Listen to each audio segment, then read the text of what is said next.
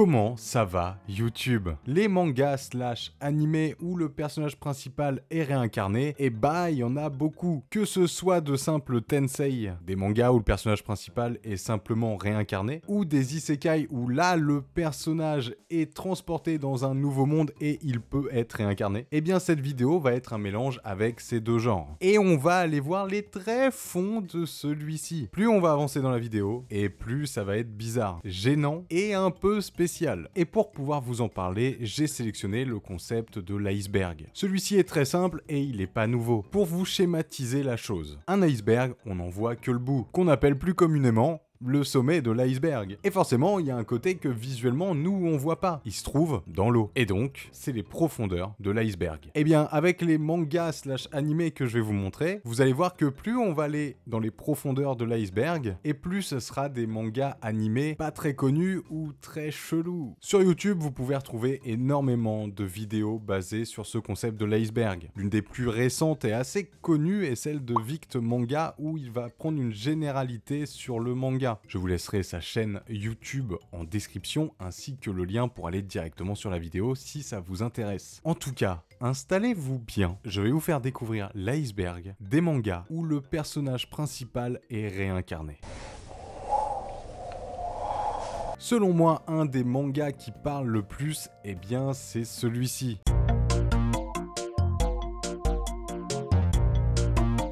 Dans cette histoire, on va suivre Satoru Mikami, qui est sur le chemin du boulot et qui, il va mourir.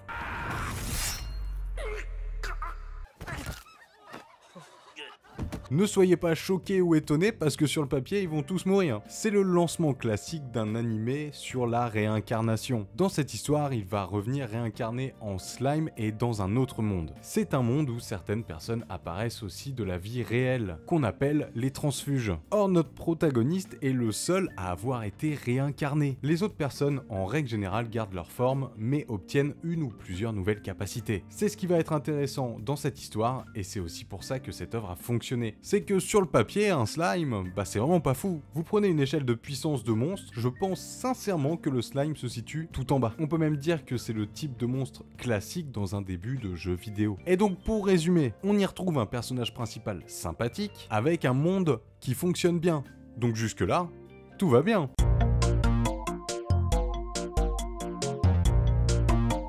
Dans celui-ci, pas de temps à perdre. Le personnage principal a eu un accident et il est mort. Vous me comprenez? Quel est votre nom? Vous pouvez parler? Hein? Je suis en train de mourir, c'est ça?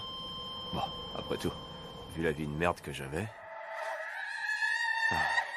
Mon seul regret, c'est que j'ai jamais pu tirer un coup. C'est moi ou les protagonistes qui vont être réincarnés ont tous le même problème? Dans moi, quand je me réincarne en slime, c'était exactement la même chose.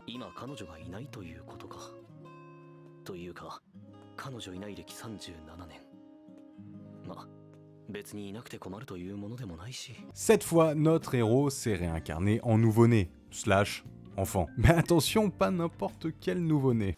Salut ma poule, faut pas rougir comme ça, enfin... Oh, c'est pare-choc.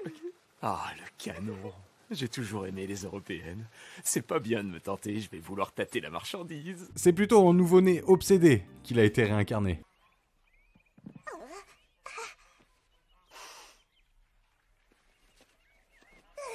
Mais putain, stoppez l'enfant, il est déjà insupportable, c'est fou! Elle, c'est Lilia, la domestique. La nature a été généreuse avec elle. Genre vraiment? Toujours plus. En résumé, le gros point fort de cette œuvre, c'est qu'on va reprendre l'histoire de zéro, voir notre protagoniste grandir dans ce nouveau monde, découvrir la magie de celui-ci, et plein de nouveaux personnages. Vous avez compris le type d'œuvre que j'ai placé au niveau du ciel de cet iceberg. Et je pense sincèrement que vous n'êtes pas forcément étonnés. Mais là maintenant, on va commencer. Cette fois, on va parler d'œuvres un peu moins connues. Certains experts en manga de type réincarnation auront sûrement les refs, mais d'autres, pas forcément. Mais là déjà, on va aller un peu plus dans le fond du panier.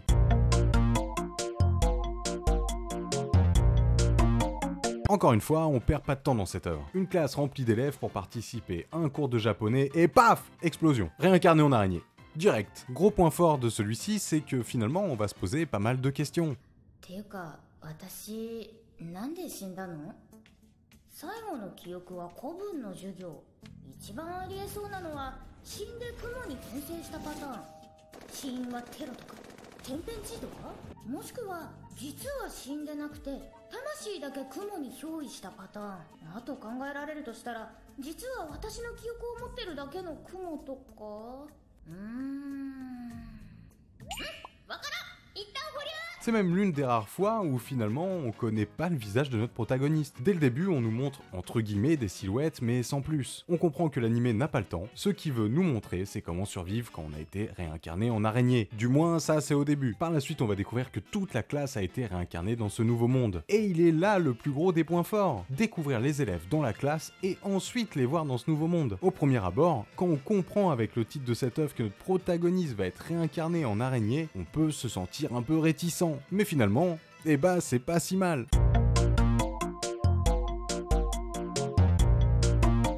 Cette fois, on parle d'un manga et non d'un animé. Et là, c'est vraiment la force entre deux opposés. On va nous raconter l'histoire de Ryumatsu, un yakuza qui va être réincarné dans la peau d'une princesse. Ouais, je les connais vraiment pas sur les deux opposés. Cette fois, on va avoir plus de détails sur le avant-après. Notre protagoniste va être victime d'un complot et avec son vieil âge, il va avoir du mal à rivaliser avec ce groupe. Il va finir noyé et réincarné en Ryu, une princesse du royaume de Lundberg. Mais c'est une fille et on s'en fout. C'est une princesse, on s'en brûle. Maintenant qu'il est redevenu jeune et vigoureux, il va pouvoir simplement casser des bouches. C'est clairement le résumé de cette œuvre. Étant donné qu'on arrive dans les dessous de l'iceberg, là vous allez voir on est typiquement dans la partie what the fuck. Et on va monter d'un cran, ou plutôt descendre d'un cran. Et encore rassurez-vous, ça va. Franchement ça va, par rapport à ce qu'on va voir après.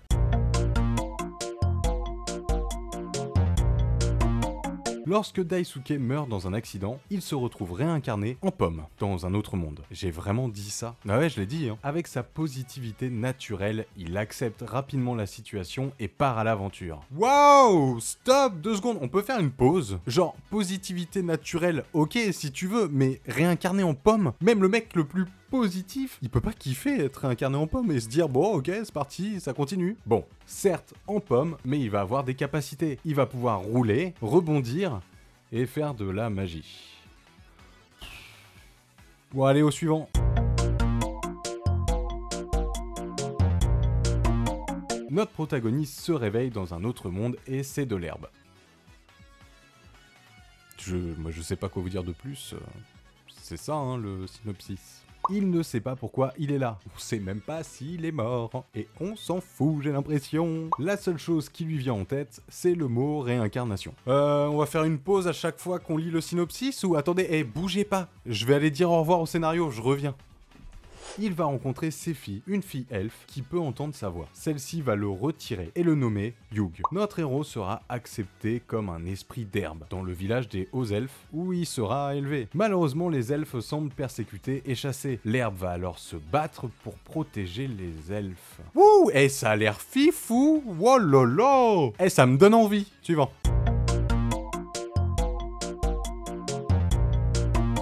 Celui-ci, normalement, est un peu plus connu puisque l'anime est sorti sur Crunchyroll il y a pas si longtemps que ça. Encore une fois, on se retrouve avec notre personnage principal qui est mort dans un accident de la route. Or, cette fois, il s'est mangé un distributeur automatique sur la route. Et donc, il a fini réincarné en distributeur. Et dans un autre monde. Bien sûr. Alors vous imaginez bien que si on reste simplement sur la machine, bon, l'avancée du scénario, ça va être un peu moyen. Notre héros va faire la rencontre de Lamy, une chasseuse qui va le ramener à son village. Mettez-vous à sa place, dans son monde à elle, ça peut être très compliqué de trouver à manger ou à boire. Et là, avec un distributeur automatique, c'est tout bénef. Bon.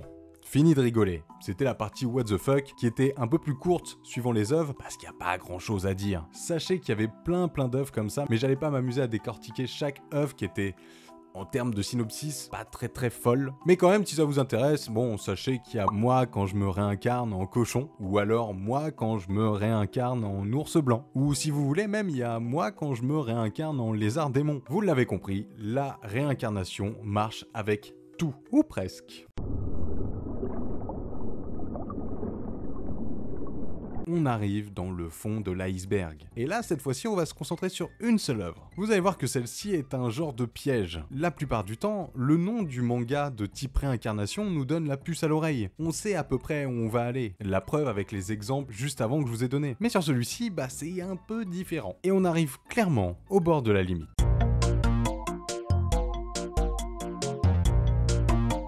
Moi, quand je me réincarne en chien. Comme on l'a vu précédemment, sur le papier, bon, pourquoi pas. Mais vous allez voir qu'il y a un petit truc qui dérange dans cette œuvre.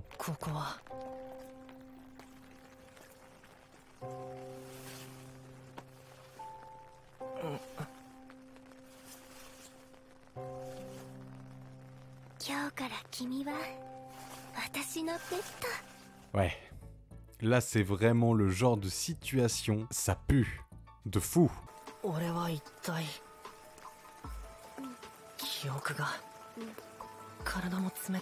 Voilà, stop! Comment elle peut être autant trempée alors qu'elle a un parapluie? Excusez-moi, hein, parce que si le fanservice lui-même part en couille, on est dans la merde.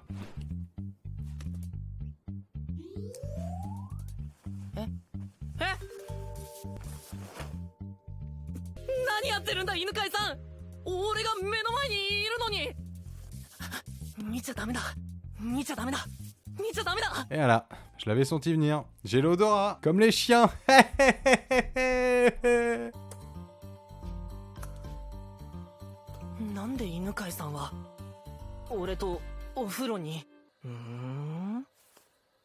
Ah bah pour le coup, il était temps de voir la tronche du chien. C'est pour ça qu'on regardait de toute façon.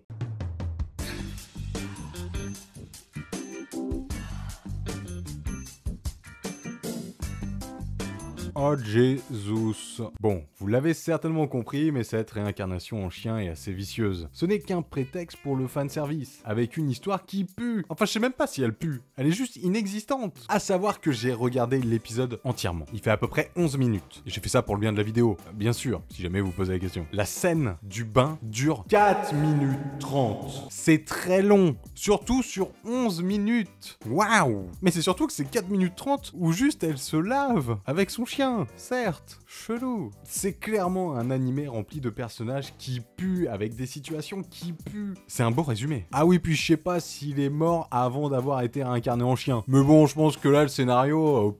et on s'en tape, hein. Mais malheureusement, l'histoire que je viens de vous raconter, qui existe, ça me fait mal qu'elle existe d'ailleurs, et bah c'était que l'amuse-bouche.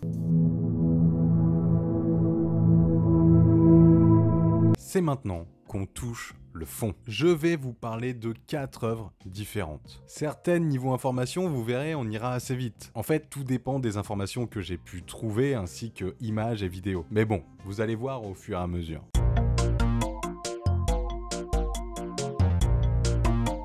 Avant de rentrer dans le vif du sujet, au cas où, c'est quoi un succube? Ouais, le nom est au masculin. C'est un démon féminin qui séduit les hommes et abuse d'eux durant leur sommeil et leurs rêves. C'est la définition classique. Maintenant que vous avez la définition, si vous reniflez un peu, vous pouvez le sentir. Allez-y, faites-le. Oubliez l'histoire du chien d'avant et reniflez. Ah, vous le sentez, ça pue le fanservice. Après avoir été percuté par une voiture, pour changer, notre héros se retrouve propulsé dans le bureau des réincarnations. C'est le seul point positif de l'histoire. Il y a eu un peu de nouveauté dans le bureau des réincarnations. Il est pas mort direct et hop là, oh ça y est, je suis réveillé dans un autre monde, réincarné en chien. Pardon, je fais une fixette là-dessus, mais c'était violent. À cause de son apparence androgyne, on lui annonce que sa nouvelle vie sera sous les traits d'une succube. Et là, il faut revoir la définition de succube selon le manga. Dans le manga, le ou la succube, ouais, je sais plus à force, doit se nourrir de... YouTube, tu peux te boucher les oreilles vite fait. Il doit se nourrir de la des mâles. Voilou quoi. Mais attention, le héros va refuser. Et ça, on peut l'applaudir. Parce qu'il a une solution. Il va demander à l'administration céleste d'obtenir une vache surpuissante produisant du lait. Mais attendez, c'est un génie le gars. Oh, je vous jure, cette vidéo, elle me fatigue. Bon, et alors le scénario? Parce que là, ok, on a le petit speech, le petit truc de début, mais c'est quoi le scénar? Est-ce qu'il y a un nouveau monde, quelque chose? Je sais pas. Eh bah, sachez qu'on s'en tape. Aucune explication, à part une. Et je vais vous la lire comme elle a été notée sur le synopsis. Je ne vais rien changer. Richie va découvrir à quel point être un démon, et plus précisément une succube, est dangereux dans ce monde. Entre tentatives de viol, waouh, et racisme, waouh, Richie parviendra-t-il à rester vierge? J'en peux plus, je vais péter les plombs.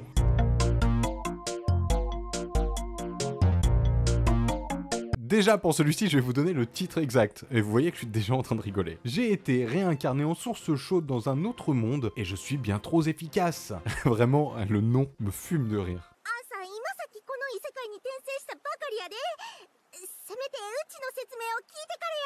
そんなことはどうでもいい。服を脱いで全裸になりたまえ。 Ah putain, et je sais plus quelle grimace faire, j'en ai fait tellement dans la vidéo. Eh, vous savez quoi, j'en fais une au pif, regarde.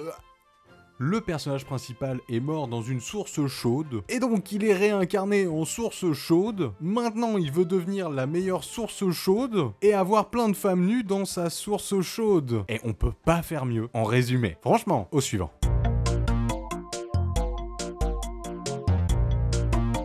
Pour cette œuvre, malheureusement, pour les amoureux de manga ou d'anime type réincarnation, je n'ai pas d'image ou de vidéo à vous montrer. Et ce qui est fou dans cette œuvre, c'est qu'il y a une vraie légende autour de ça. On sait que ça existe. Beaucoup de gens en parlent de cette histoire de réincarnation en culotte. Et pourtant, on n'a pas d'image, on n'a pas de vidéo. Et si vous faites vos propres recherches, vous verrez que vous tomberez forcément dessus. Mais sans rien. La seule chose que je peux vous dire, c'est que c'est un web novel sorti en 2015. Mais bon, c'est pas très grave. Au vu des synopsis depuis tout à l'heure, je vous laisse imaginer ce que ça peut donner. Je suis sûr qu'on est dans le fond de l'iceberg.